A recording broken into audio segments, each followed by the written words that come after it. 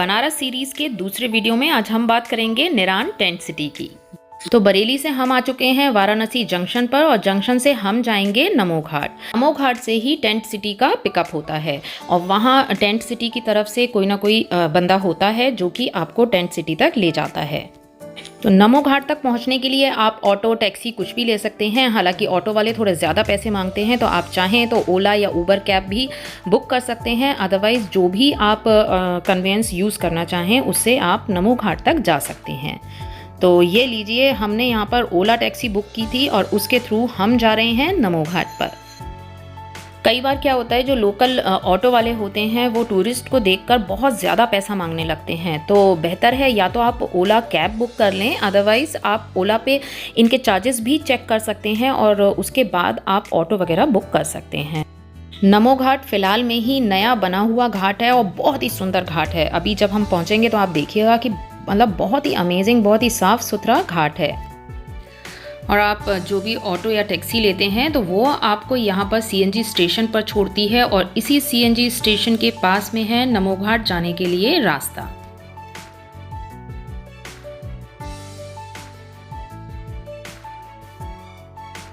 तो ये लीजिए, हम चल दिए घाट की तरफ। इस समय सुबह के 11 बज रहे हैं, लेकिन यहाँ पर धूप बहुत तेज़ है, बहुत ज़्यादा गर्मी है। टैक्सी से उतरने के बाद में निरान टेंट सिटी की तरफ से एक पोर्टर थे, उन्होंने हमारा सारा लगेज ले लिया और वही सारा लगेज हमारा बोट तक पहुंचाने वाले हैं।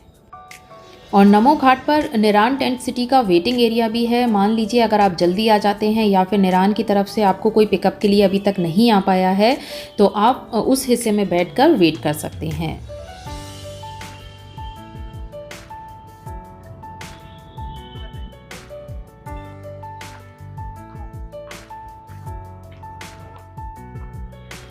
और ये लीजिए, हम आ गए नमो घाट पर। ये एकदम नया बना हुआ घाट है। बहुत सारे लोगों को लगता है कि नरेंद्र मोदी के नाम पर इस घाट को बनाया हुआ है, लेकिन ऐसा नहीं है। एक्चुअली इस घाट का नाम है नमो नमा। और ये रहा निरान टेंट सिटी का वेटिंग एरिया। हमें तो क्योंकि वेट नहीं करना है तो हम जा रहे हैं बोट की तरफ।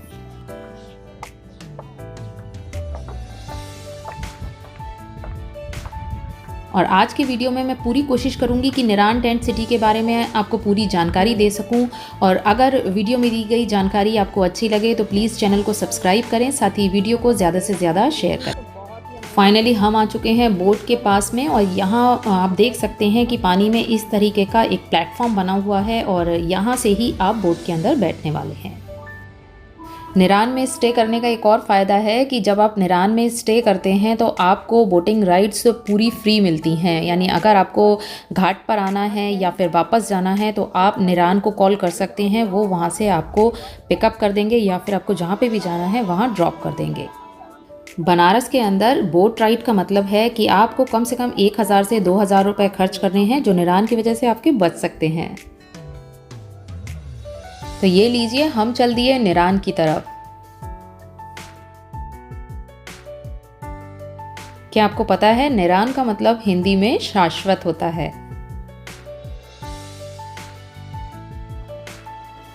और टेंट सिटी तक जाते हुए आप देख ही सकते हैं कि कितना अच्छा व्यू देखने को मिल रहा है। बहुत ही अच्छी हवा चल रही है। और ये लीजिए, दूर से ही हमारा निरान टेंट सिटी दिखने लगा है और बहुत ही सुंदर लग रहा है।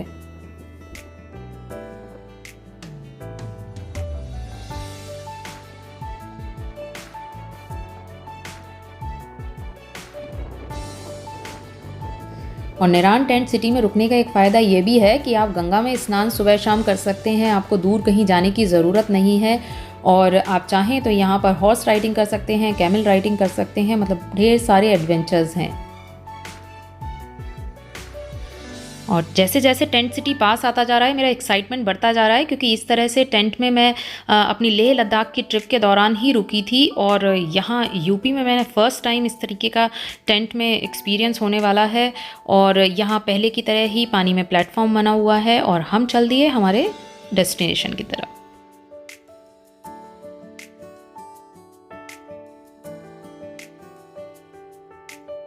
और ये लीजिए, थोड़ा सा चलने के बाद में हम आ गए हैं कार्ट तक और ये कार्ट ही हमें रिसेप्शन एरिया तक लेके जाएगी।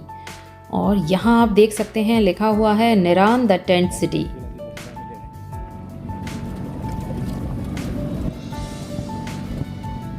तो यहाँ पर ये हमें निरान के बारे में बताते हुए जा रहे हैं। निरान में टोटल 125 टेंट्स हैं जिनमें अलग अलग फैसिलिटीज़ हैं और फैसिलिटीज़ के अकॉर्डिंग ही उनके प्राइसेस भी हैं। निरान में एक क्लब हाउस भी है जहाँ पर आप इंडोर गेम्स खेल सकते हैं। वहाँ पर छोटा सा जिम्नेज़ियम भी है, उसके बारे में भी मैं आपको अभी आगे दिखाने वाली हूँ। और यहाँ पर एक छोटा सा स्विमिंग पूल भी है। भाई गंगा के किनारे हैं, हालांकि आप स्टिल इन्होंने यहाँ पर एक छोटा सा स्विमिंग पूल दिया हुआ है ताकि छोटे बच्चे वगैरह भी उसमें आराम से एंजॉय कर सकें। और यहाँ हम आ गए हैं रिसेप्शन एरिया तक और यहाँ आप देख सकते हैं कि बैडमिंटन का भी कोर्ट है। तो यानी अगर आपको आउटडोर गेम्स खेलने हैं तो भी आप खेल सकते हैं। और यहाँ पर ये है रिसेप्शन एरिया। तो सबसे पहले हम चलते हैं चेक इन की तरफ।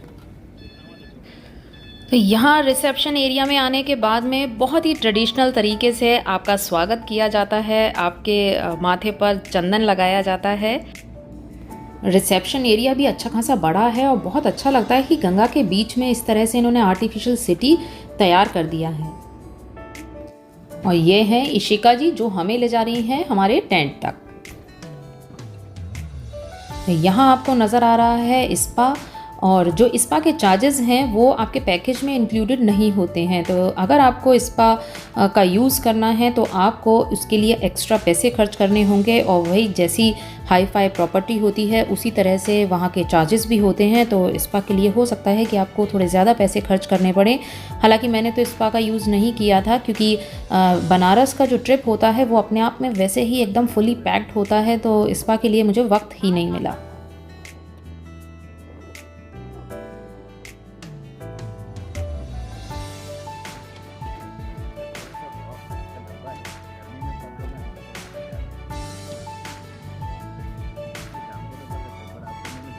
और यहाँ हम आ गए हमारे टेंट की तरफ।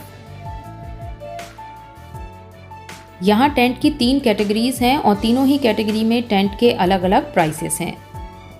अलग अलग समय पर इन टेंट्स के जो प्राइस हैं वो चेंज होते रहते हैं। तो टेंट के प्राइस के बारे में मैं अलग से एक वीडियो बनाने वाली हूँ, उसका लिंक मैं डिस्क्रिप्शन बॉक्स में दे दूँगी।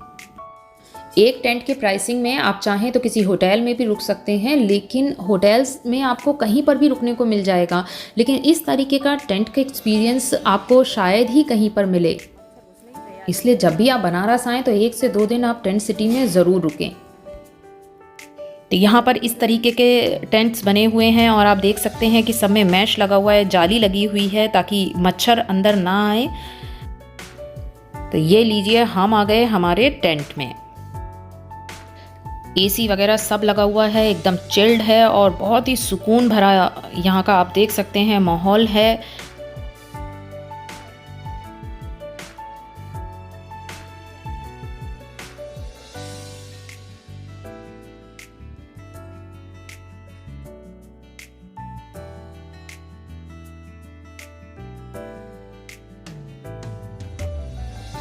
वैसे तो ये कमरा बहुत ही बढ़िया है, लेकिन बस इसमें मुझे एक ही चीज़ की कमी लगी कि इसके अंदर फ्रिज नहीं था।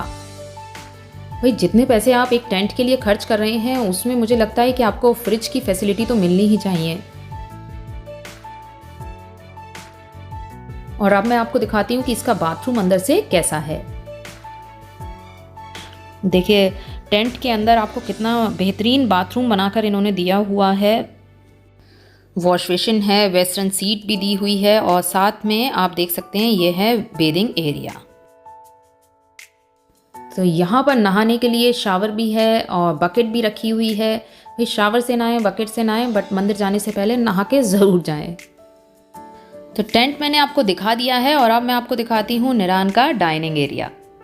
तो ये लीजिए, हम आ गए डाइनिंग एरिया के अंदर और आप देख सकते हैं कि कितना बड़ा डाइनिंग एरिया है, बहुत ही बड़ा है, पूरा का पूरा एयर कंडीशनड है और यहाँ पर बहुत सारी वैरायटीज़ हैं खाने की। हर एक टेबल बहुत ही अच्छे से अरेंज की हुई है और क्योंकि आज मेरा फास्ट है तो मेरे हस्बैंड अकेले खा रहे हैं और जब तक क्योंकि मैं खाली हूँ तब तक मैं आपको दिखा देती हूँ यहाँ पर खाने पीने का क्या क्या सामान है।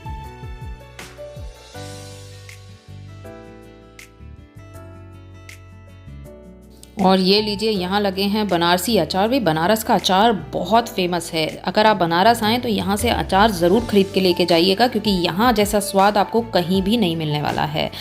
भाई वैरायटी ऑफ पापड़ है, तरह तरह की डिशेस हैं यहाँ पर। ये देखिए पनीर मखनी लिखा हुआ है। नहीं, मेरे तो मुंह में पानी आ रहा है, लेकिन आज मेरा फास्ट है तो मैं कुछ भी नहीं खाने वाली हूँ। हालांकि जब मैंने बाद में खाया था तो मैं आपको बताऊँ, यहाँ का टेस्ट भी बहुत ही अच्छा है। और निरान की एक ख़ास बात मैं आपको और बताती हूँ कि जब इन्हें ये पता चला कि मेरा फास्ट है तो इन्होंने स्पेशली मेरे लिए दही की मीठी लस्सी भी अरेंज की। और यहाँ पर आप देख सकते हैं कि लाइव म्यूज़िक भी चल रहा है। बनारस अपने म्यूज़िक के लिए जाना जाता है।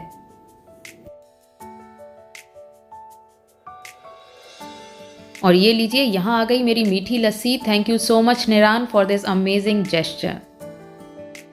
बहुत ही टेस्टी लस्सी है। और लस्सी पीने के बाद में चलिए मैं आपको दिखाती हूँ कि डाइनिंग एरिया बाहर से देखने में कैसा है। ये देखिए, यहाँ पर भी ये डबल स्टोरी बना हुआ है। आप चाहें तो नीचे बैठकर खाना खा सकते हैं या फिर ऊपर टेरेस पर भी ले सकते हैं। और सामने की तरफ आप देख सकते हैं कि एक काउंटर लगा हुआ है। वहाँ इवनिंग में चाट का अरेंजमेंट होता है। जो बनारस की फेमस चाट है वो सभी आपको यहाँ पर खाने को मिलती है। और यहाँ से मैं आपको ले आई हूँ क्लब हाउस की तरफ। और ये रहा वो स्विमिंग पूल जिसके बारे में मैं आपको बता रही थी। भाई इसकी डेप्थ बहुत ज़्यादा नहीं है, छोटा सा ही है, क्योंकि गंगा जी में बड़े लोग तो स्नान कर सकते हैं, लेकिन कई बार छोटे बच्चों के साथ में थोड़ा रिस्की हो जाता है कि बच्चे आगे ना चले जाएं। तो आप चाहें तो छोटे से स्विमिंग पूल में भी बच्चों को मस्ती करने के लिए छोड़ सकते हैं। और ये रहा क्लब हाउस। भाई रात को शाम के समय में यहाँ बैठने का मज़ा ही कुछ और है। इस समय तो थोड़ी धूप है, अगर आप सर्दियों में आते हैं तो आपको बाहर बैठने में भी बहुत मज़ा आने वाला है। तो आइए अब चलते हैं क्लब हाउस की तरफ। और मैं जब क्लब हाउस में जा रही थी तो ये देखिए मेरे को दिखाई दी ये सैंड आर्ट। यहाँ साइड में इन्होंने रेलिंग लगा रखी है और इसके बीच में आप देख सकते हैं कितनी सुंदर सैंड आर्ट कर रखी है।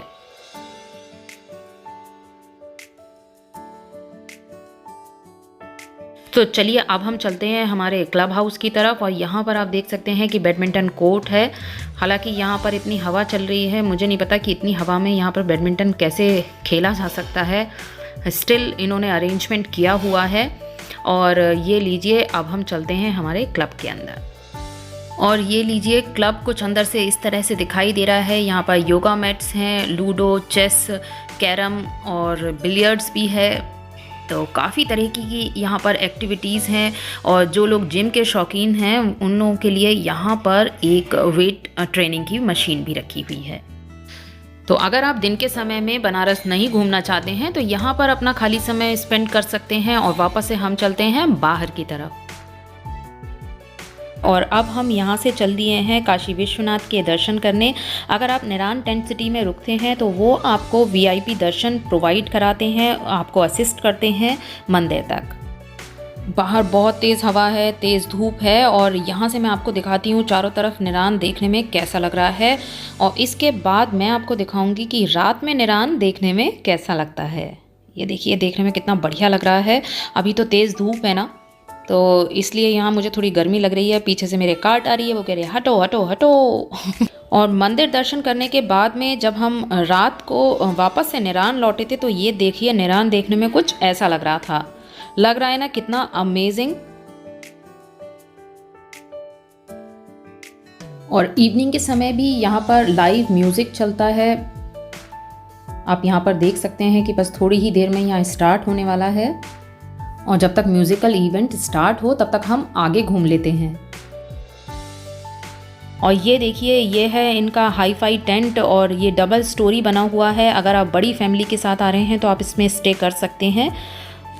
और जितना बड़ा ये दिख रहा है इसके पैसे भी उतने ही बड़े हैं। और सेकंड कैटेगरी आप देख सकते हैं कि आपके सामने है, ये थोड़े ज़्यादा बड़े हैं और इनके पैसे ऊंचे वाले से थोड़े कम हैं, नीचे वाले से थोड़े ज़्यादा हैं। तो जैसे भी आपकी पॉकेट अलाउ कर रही है या जैसे भी आपको सहूलियत लगती है, आपको लॉजिकल लगता है, आप उसमें उस टेंट में स्टे कर सकते हैं।